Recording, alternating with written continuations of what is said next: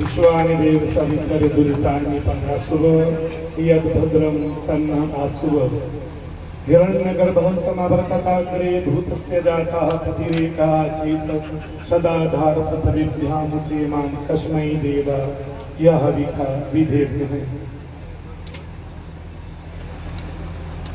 आज की सभा के अध्यक्ष महोदय और इस कार्यक्रम में पधारे हुए अखिल भारतीय विश्वमय महासभा के अध्यक्ष महोदय श्री देवेंद्र जी बूढ़िया और अर्चनीय वंदनीय पूजनीय संत चरण और समस्त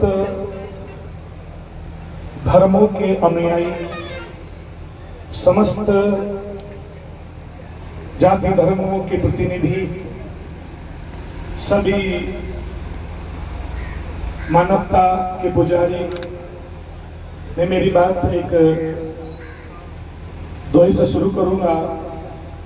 पतझड़ में बहारों की बात करता हूँ, पतझड़ में बहारों की बात करता हूँ, थोड़े में विस्तारों की बात करता हूँ। मुझे बहुत भाषण नहीं देने, मैं तो केजड़ बचाव करने की बात करता हूँ।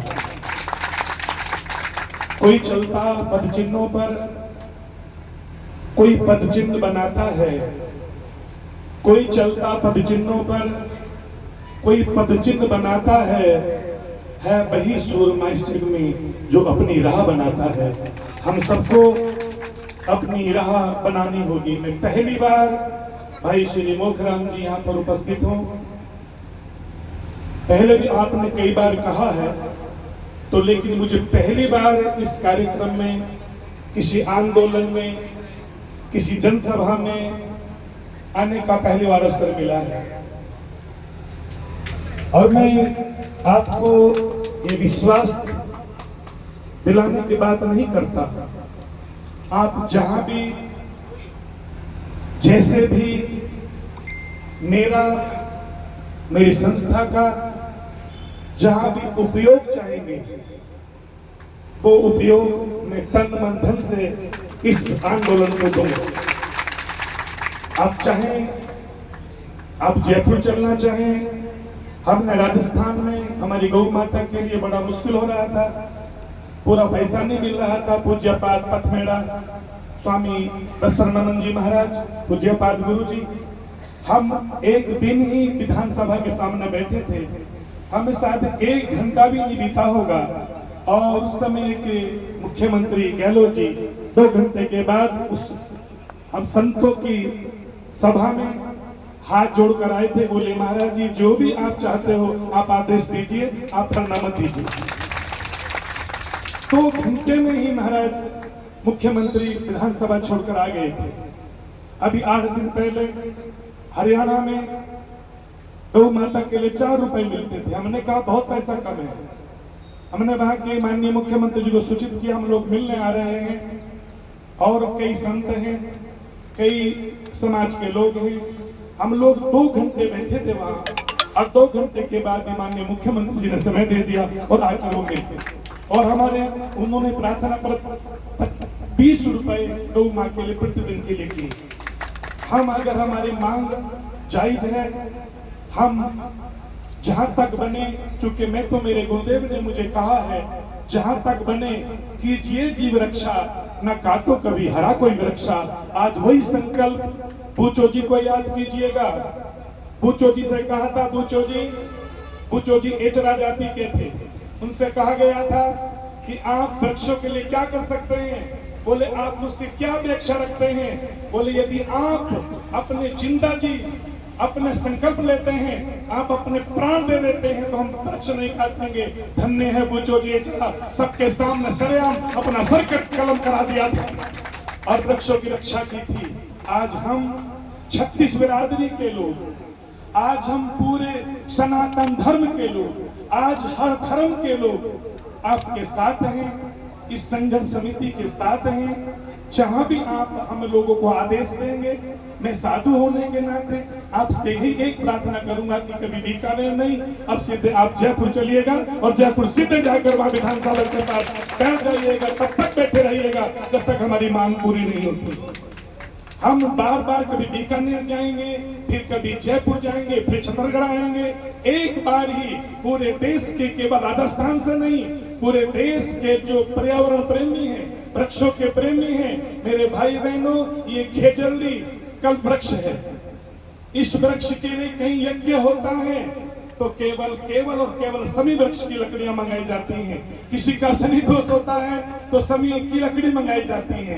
आज आप जानते हो ये समी वृक्ष हमारे शास्त्रों में, हमारे वेदों में हमारे लिए पूजनीय है। ये राजस्थान की, महाराज सच पूछो तो तुलसी माना जाता है। तुलसी लोग क्या इसकी पूजा करते हैं, हम इसकी रक्षा नहीं कर सकते, पीड़ा होती है। हम कहना चाहते हैं राजस्थान सरकार से, हम निवेदन करना चाहते हैं राजस्थान सरकार से, हम निवेदन करना चाहते हैं उनके बैठे अधिकारियों से कि हम आपके सोलर लगाने के विरोध में नहीं हैं, हमें हमारी खेजड़ी की रक्षा के कीजिएगा। हम उसके विरोध में क्यों खेजड़ी काटी जा रही है, उनको रोकिएगा। लेकिन यदि ये आंदोलन और बड़ा होगा तो मैं भाई क्या नाम विनोद धारणिया, मैं इनकी बात का समर्थन करता हूं। आप खुलकर आइएगा, खुलकर चलिए जयपुर। मैं पहली बार आपको इसके लिए संकल्प देता हूं, यदि मुझे प्राणों की आहुति देनी पड़ी तो प्राणों की आहुति दे दूंगा, लेकिन आपके संकल्प के साथ हूं। यदि आपको चाहिए कि इसके लिए हमें किसी प्राणों की आहुति चाहिए तो सबसे पहले मैं व्यक्ति रहूंगा। मैं साधु होने के साथ वचन देता हूं, मुझे केवल कथाओं से ही प्रेम नहीं है। मेरा जीवन केवल गौ माँ के लिए है, मैं केवल गौ माँ के लिए जीता हूँ, गौ माँ के लिए कथा करता हूँ। अगर मेरी गौ माँ और मेरा खेजड़ी है तो मेरा दुनिया है, अगर खेजड़ी कटेंगी तो मेरी दुनिया उजड़ जाएगी। इसलिए आज मैं पूरे राजस्थान के लोगों से, यहाँ हर जाति हर बरादरी के लोग बैठे हुए हैं, सबका आह्वान करता हूँ, सब अधिक से अधिक संख्या में जयपुर पहुंचिएगा। आप तिथि आप निश्चित करेंगे, आप हमें केवल 10 दिन पहले बता दीजिए, हम भी तैयारी कर आएंगे। और जब तक ये आपकी मांग पूरी नहीं होगी तब तक आपके साथ बैठे रहेंगे, तन से मन से धन से आपके साथ रहेंगे, ये हमारा वादा आपसे है। लेकिन आप छोटी छोटी बातों को लेकर याद करना। किसी शिष्य ने पूछा था गुरु से, गुरु जी संगठन किसे कहते हैं, गुरु जी एकता किसे कहते हैं। गुरु जी ने कहा बेटा एक लकड़ी उठा के लाओ। जी गुरु जी ये लकड़ी लीजिएगा। बोले बेटा आप जानना चाहते हो संगठन किसे कहते हैं, तो इस लकड़ी को तोड़ दीजिए। और शिष्य ने सुना गुरु का वचन, लकड़ी को तोड़ दिया। बोले बेटा लकड़ी टूट गई। बोले हाँ गुरु जी। अब कितनी हो गई? 2। बोले इनको भी एक साथ तोड़ दीजिए। उस शिष्य ने गुरु की आज्ञा मानी, उन दोनों लकड़ी को भी एक साथ तोड़ दिया। अब कितनी हो गई? बोले 4। बोले अब तोड़िए। वो 4 नहीं टूटती थी, 7 पूरी ताकत लगा दी थी उसने। संगठन इसका नाम है, एकता इसका नाम है। आप संगठित हो जाइए, आप एकता रखिएगा। अरे महाराज मुख्यमंत्री तो क्या, केंद्र की सरकार आपके सामने झुक जाएगी अगर आप में एकता है, आप में अगर ये लगन है कि हम खेत बचाएंगे, जीवों की रक्षा करेंगे। तो मैं छोटी सी संस्था को चलाने वाला व्यक्ति आपको वचन देता हूँ, आपको सफलता मिलेगी। आप विधिवत संघर्ष समिति का गठन कीजिएगा, ठीक से जो और भी आप अनुकूल चाहिए, क्योंकि आप संघर्ष करते रहते हैं। मैं पहली बार इस संघर्ष में आया हूँ, इस आंदोलन में आया हूँ। मैं आपको वचन देता हूँ, एक कथा नहीं, मैं सारे जीवन की कथाएं छोड़ दूंगा आपके आंदोलन के लिए। लेकिन क्या कथा मैं मांग। धन्यवाद, बहुत बहुत साधुवाद।